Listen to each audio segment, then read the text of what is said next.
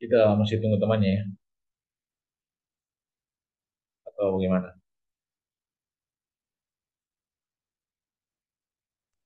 Ya, Assalamualaikum Pak.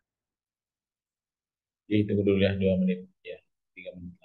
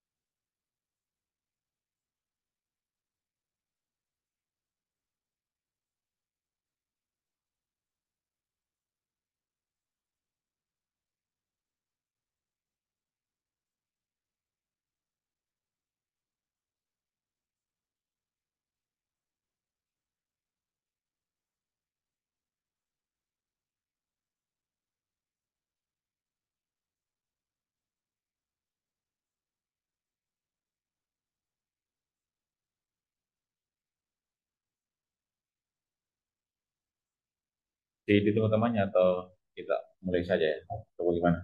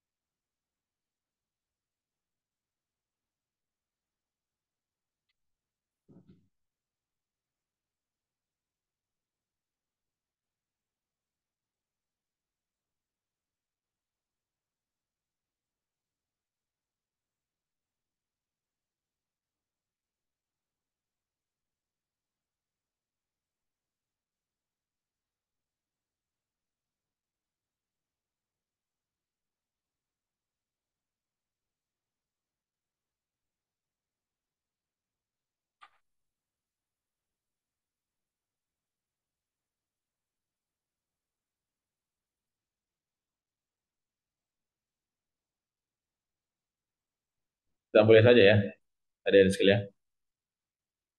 Ini cuma 8 orang yang gabung, 7 orang.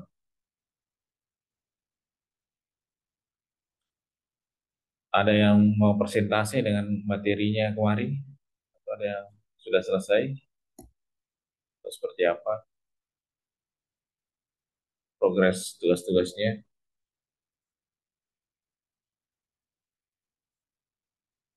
Kalau tidak ada, nanti saya akan presentasi seperti apa. Pak, mau Iya, bertanya. iya silakan deh. Pak, untuk kelompoknya bisa misalnya acak, Pak. Jangan berurutan absen. Silakan, silakan. Yang Karena pasti, kalau berurutan ya. absen, Pak, ada yang jarang hadir, Pak. Baru kalau jarang yang hadir, pasti otomatis tugasnya terkendala, Pak. Oh iya, iya. Oke, boleh, boleh. Sarannya bagus. Iya Pak, kan banyak yang tumpang nafas saja Ji. Oh gitu ya. Supaya cepat diselesai, Pak. Karena kalau semakin lama dia ditunggu, semakin lama progresnya selesai. Oh iya, silakan disesuaikan saja apa yang bagusnya. Nanti supaya cepat selesai. Sudah jadi berita acaranya toh? Kemarin ya UAS.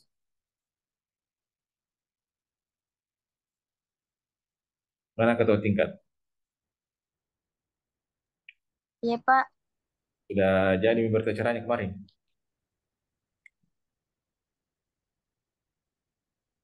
Berita acara, Pak. Iya, Yang berita. ditandatangani di kampus. Ya, tanda tangan ya untuk nilainya, untuk nilai yang semesternya. Iya, Pak. Kalau belum nanti ditindaklanjuti ya. Misalkan semua tanda tangan temannya supaya dapat nilainya. Kalau tidak ada seperti itu, ini kasihan temannya yang ini tidak ada nilainya. Nah, semuanya juga. Pak. Ya, itu ya.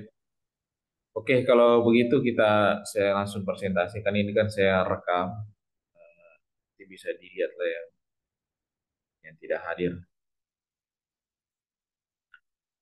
Oke, baik, dari sekalian. Bismillahirrahmanirrahim. Assalamualaikum warahmatullahi wabarakatuh. Waalaikumsalam warahmatullahi wabarakatuh. Alhamdulillah, alhamdulillahirabbil alamin. Raditu billahi rabba wa bil islami dina wa bi Muhammadiyah wa rasulah. Ittaqullaha haqqa tuqati wa la tamutunna illa wa antum muslimun. Alhamdulillah pada kesempatan ini kita bisa berkumpul walaupun hanya dalam bentuk daring karena secara offline saya sering terlambat. Bukan sebenarnya terlambat, eh, cuma eh, mengikuti jadwal ini. Kalau hari ini saya agak kewalahan karena baru start dari sindrom dan konsekuensinya belum bisa berangkat subuh karena mengantar anak kecil dulu sekolah jam 7. Jadi bisa sampai di sini baru bisa sampai jam 9. Kira nanti di lain waktu saya akan coba mengubah jadwal saya. Ya, mudahan bisa dimaksimalkan walaupun dalam bentuk Zoom, tapi kita bisa mendapatkan yang faedahnya sedikit. Nama amal dunia, sungguhnya amal itu ditentukan oleh niat. Kalau niat kita itu sudah bagus, insya Allah ini akan bermanfaat. Baik adik-adik sekalian, karena materi kita adalah tentang al-Islam Muhammadiyaan, izinkan saya untuk men-share screen suatu materi tertentu. Sebenarnya materi ini sudah mungkin saya sebagian ya di slide sudah pernah saya sampaikan, tapi di bagian slide 20 berapa ini ya? 22 ya. Ini belum pernah saya share. Jadi saya langsung saja kepada dari pertama ya, tentang ideologi dan program. Ya. Jadi ada perlu pahami bahwa eh, berbicara tentang ideologi, berarti kita bicara tentang ide, ideas atau logos. Ya. Logos artinya bicara tentang ilmu, ide itu bicara tentang gagasan, yang lain sebagainya. Kemudian pemikiran Muhammadiyah. Ya, Muhammadiyah tidak bisa terlepas dari prinsip dasar Muhammadiyah adalah Al-Quran Al-Karim dan hadis sebagai pedoman utama, tidak bisa dipungkiri.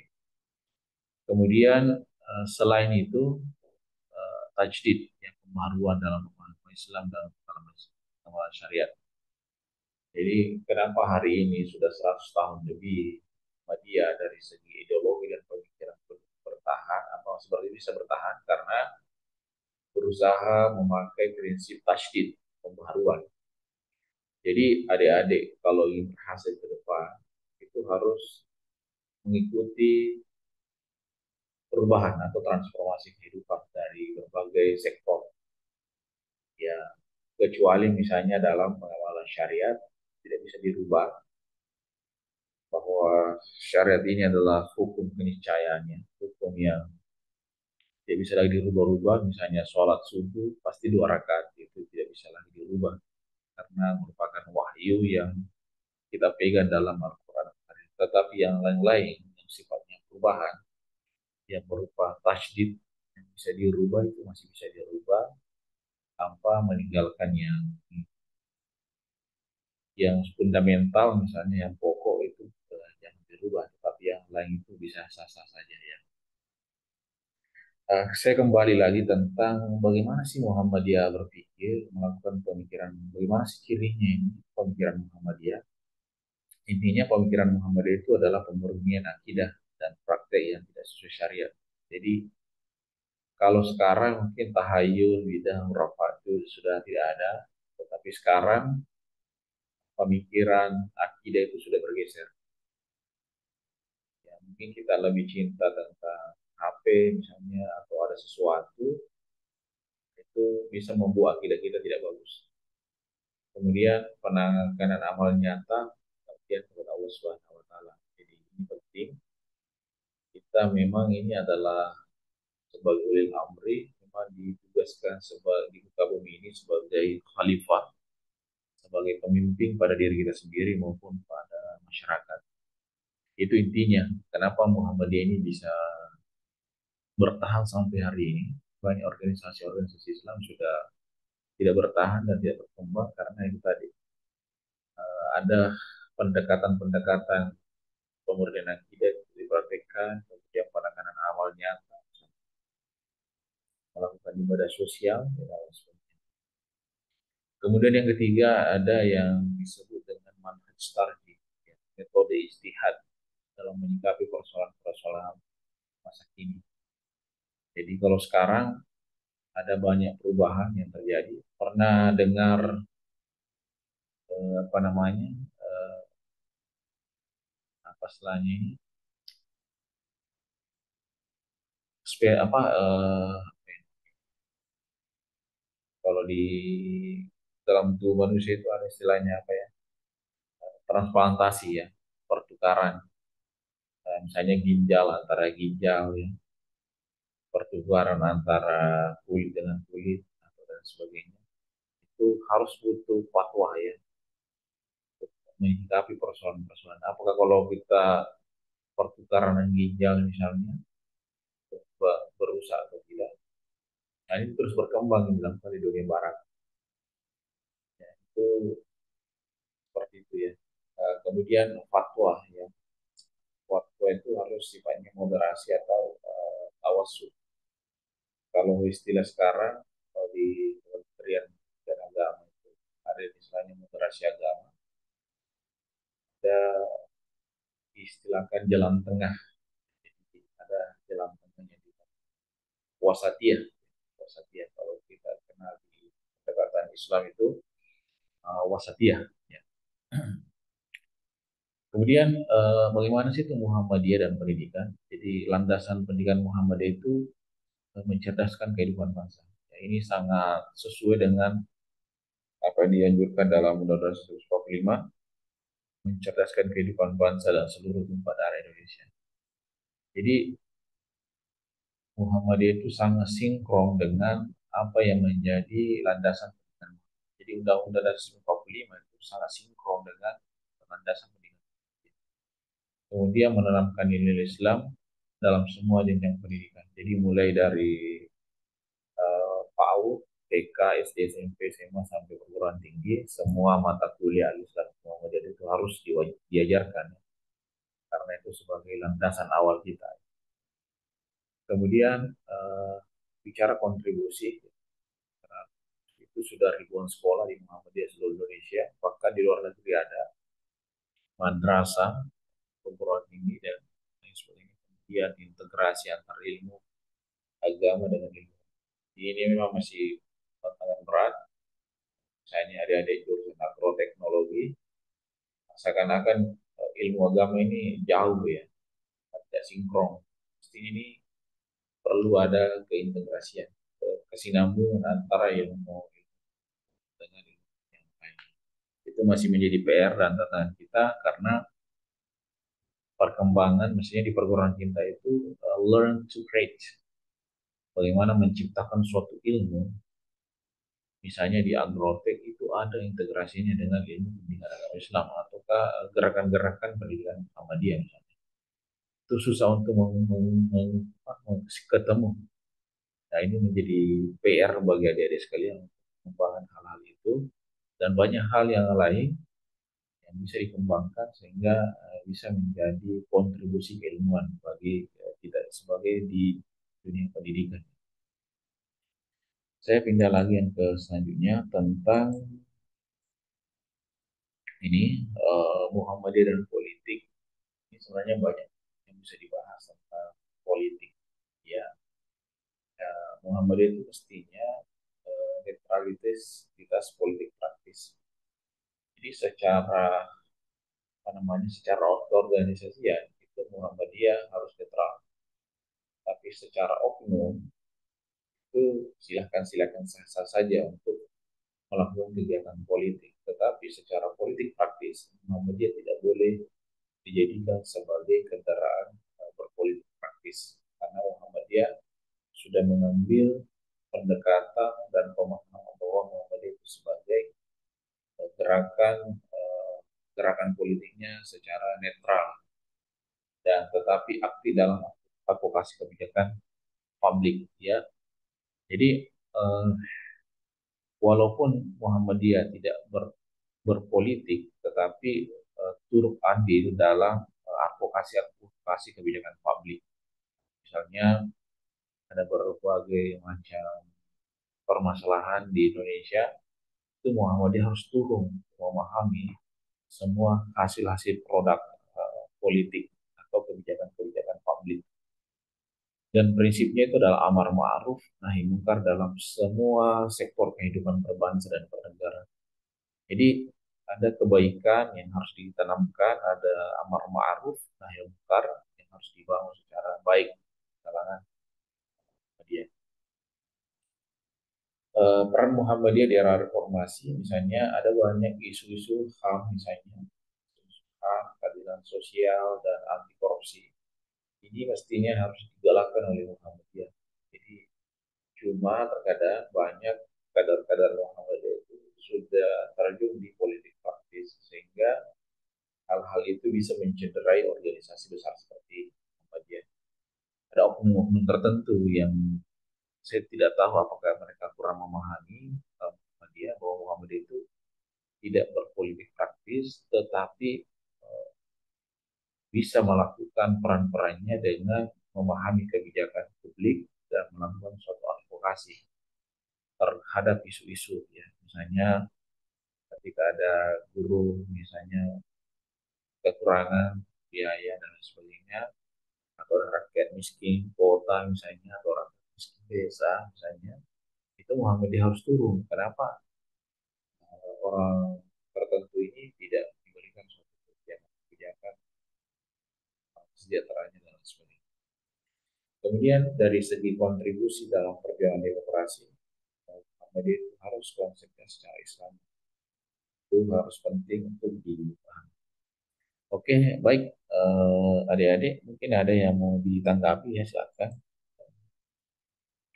Saya terakhir ini, kemudian Muhammadiyah dan dakwah ya. Jadi Muhammadiyah ini dakwah bil hal ya, melalui perbuatan nyata dan bermanfaat. Jadi kalau misalnya apa namanya tidak dimaksimalkan metode dakwah ini, maka mungkin Muhammadiyah akan terhambat. Walaupun sebenarnya sekarang kekurangan Muhammadiyah dari segi dakwah ini, nah ini mengalami penurunan dari segi dakwah karena uh, dakwah dalam bentuk namanya bil hal ini perbuatan nyata hanya segelintir kadar-kadar Muhammadiyah yang bisa berbuat secara signifikan untuk dakwah bil hal ini, dakwah kebaikan. Kemudian media modern ya dan digital dakwah ini memang masih kurang, tapi ada dakwah-dakwah melalui platform-platform misalnya digital, Facebook, Instagram, dan Facebook dan lain sebagainya itu ada yang disiarkan secara digital dan modern seperti itu. Kemudian gerakan dakwah pencerahan. Jadi intinya Islam itu sebagai rahmatan lil alamin, rahmat pada semua alam, bangun Islam yang sebenar-benarnya. Dan banyak hal yang kita pahami tentang media bahwa gerakan dakwah pencerahan ini, gerakan dakwah Muhammad ini penting supaya bisa buat kita menjadi lebih baik. Saya rasa itu hadirin sekalian yang singkat, saya tidak perlu banyak berikan teori-teori, tentu adik-adik lebih paham. Saya butuh feedback, butuh saran, tanggapan, bagaimana Muhammadiyah dalam segi dakwah, dalam segi politik, dan masih ada kurang ya dari segi culture ya kebudayaannya. Saya tidak sempat untuk menyampaikan itu. Baik, adik-adik sekalian, saya butuh ini feedback dari adik-adik sekalian. Kalau ada masukan atau ada saran, silakan memberikan komentar. Saya juga butuh ini masukan-masukan dari adik-adik, ilmu dari adik seperti apa. Silakan kalau ada yang mau ditanggapi. Baik, terima kasih Pak sedikit menanggapi tentang politik. Oh ya, ya silakan. Jadi ketika berpolitik di Unimen itu bagaimana Pak? Oh ya, betul. Jadi Unimen itu adalah amal usaha Muhammadiyah. Jadi Unimen tidak boleh ada gerakan politik ya, tidak boleh. Karena Unimen ini adalah amal usaha Muhammadiyah yang bergerak dalam bidang pendidikan. Kalau kebijakan-kebijakan politik itu semestinya tidak boleh, karena Muhammadiyah sudah tegas secara politik praktis itu tidak bisa bergerak di wilayah itu. Nah itu ada kesalahan-kesalahan oknum yang membuat kebijakan dalam sektor itu. Nah itu satu ya. Yang kedua, kalau dalam segi advokasi itu umumnya boleh. Ya misalnya ada isu-isu apa namanya mahasiswa yang apa lagi namanya marak misalnya perbuatan zina atau perbuatan apa itu boleh melakukan isu-isu politik di situ. Masyarakat miskin kota atau masyarakat yang terlantar misalnya itu boleh produk-produknya untuk dijadikan sebagai advokasi memahami isu-isu. Nah, tapi kalau ada yang bilang Unim yang berpolitik itu tidak boleh, tidak benar. Nah, memang diakui kalau kita belajar menyiapkan beberapa ini ada beberapa apa namanya ada beberapa oknum ya orang-orang tertentu yang saya tidak usah sebut namanya yang dijadikan sebagai alat kebijakan sehingga dijadikan sebagai politik praktis. Saya rasa itu tidak tepat ya sekalian. Ini perlu dipahami karena Muhammadiyah itu tidak boleh melakukan politik praktis yang secara nyata ya itu tidak boleh. Apakah boleh misalnya memahami isu-isu yang lain? Nah, boleh kalau misalnya ada kebijakan politik misalnya kebijakan publik dari pemerintah turun aksi ke lapangan ya itu boleh Muhammadiyah ikut andil di situ. Kalau orang-orang tertentu misalnya mahasiswa atau dosen yang terjun di dunia politik itu boleh-boleh saja secara individu Muhammadiyah tidak melarang.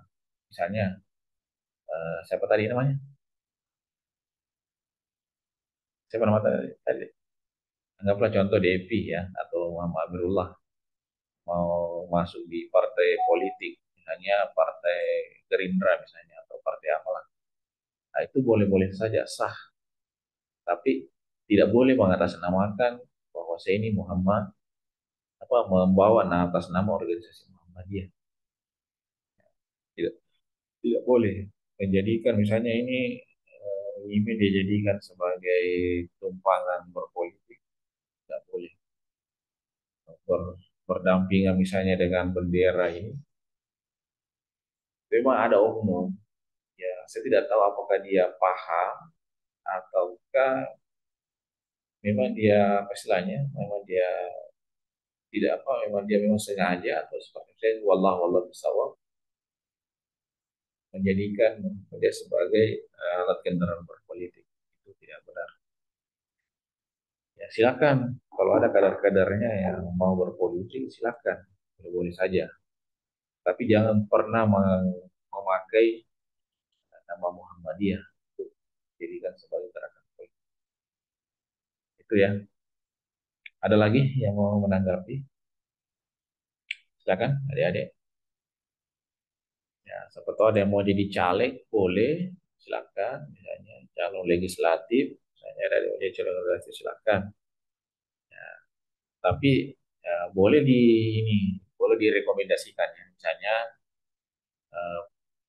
PDM merekomendasikan Alin Sapurta ya, untuk didukung di perserikatan untuk berpolitik, itu hanya sampai di wilayah itu, tetapi tidak secara politik praktis bahwa uangnya misalnya dikumpul semua di uangnya warga Muhammadiyah di mereka untuk mendukung Arling satu orang, misalnya PCM, PDM mengumpulkan masanya untuk ini ya itu tidak boleh. Nah, tapi kalau hanya orientasi apa namanya orientasi pendukung dan mendukung, ya boleh saja untuk sekedar merekomendasikan, tetapi tidak boleh secara praktis ya. Tapi memang susah untuk ini. Beda lah kalau di birokrasi atau di organisasi lain. Memang semua all out, turun secara keorganisasian maupun secara kelembagaan, itu semuanya all out untuk kepentingan tertentu. Tapi misalnya contoh organisasi, saya tidak usah sebut organisasi yang lain ya, itu langsung merapat di pemerintahan untuk kepentingan deal-dealnya ya, antara suatu organisasi. Ya untuk sementara Muhammadiyah masih memegang teguh bahwa masih ada oknum tertentu ya. Itu saja mungkin tanggapan saya ada sekalian.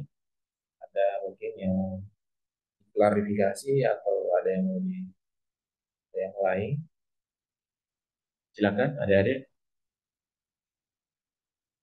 Mungkin Musakir atau Muhammad Adam, Indra Putra, Yogi Yusuf, atau siapa? Silakan. Mungkin dari segi saya belum mengambil dari segi ekonomi tadi, dari segi budaya itu ya tadi belum saya singgung. Kemudian dari segi gerakan dalam segi ekonomi budaya juga belum sempat saya sampaikan. Nanti mungkin di lain waktu. Oke silakan. Kalau masih ada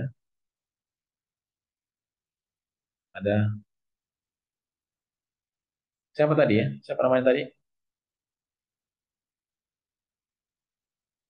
Yang kasih komentar.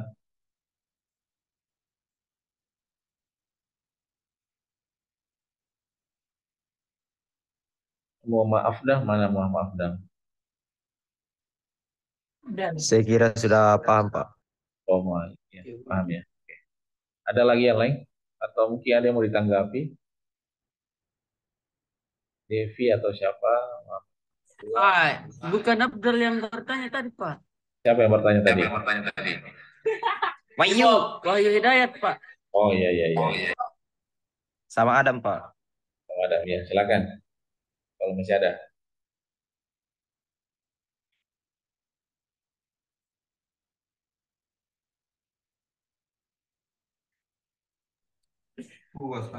Kalau tidak ada lagi, masih ada ya? Ya, kira saya sudah paham dengan itu, Pak, Iya. karena Ya.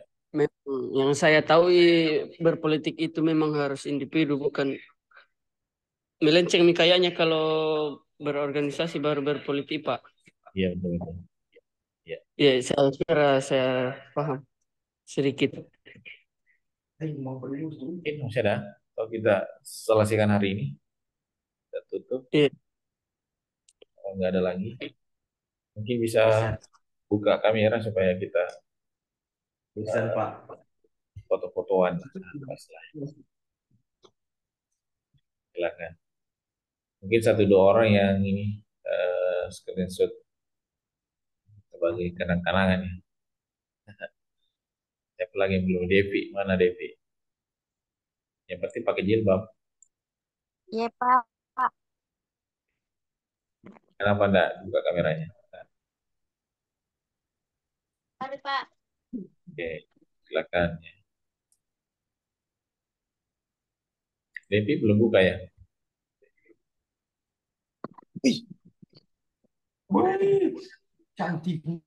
Cantiknya.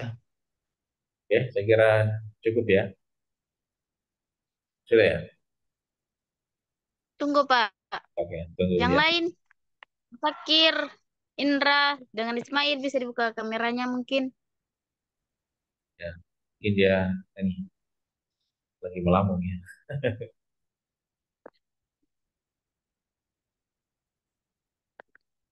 Nah, sudah, Pak. Oke, terima kasih banyak. Saya kira cukup untuk semuanya. Terima kasih atas segala partisipasinya. Saya ucapkan dengan ucapan billahi fisabil haq wastabiqul khairat. Wassalamualaikum warahmatullahi wabarakatuh. Waalaikumsalam warahmatullahi wabarakatuh. Waalaikumsalam warahmatullahi wabarakatuh. Kasih. Weh, gengs, bagaimana Basar?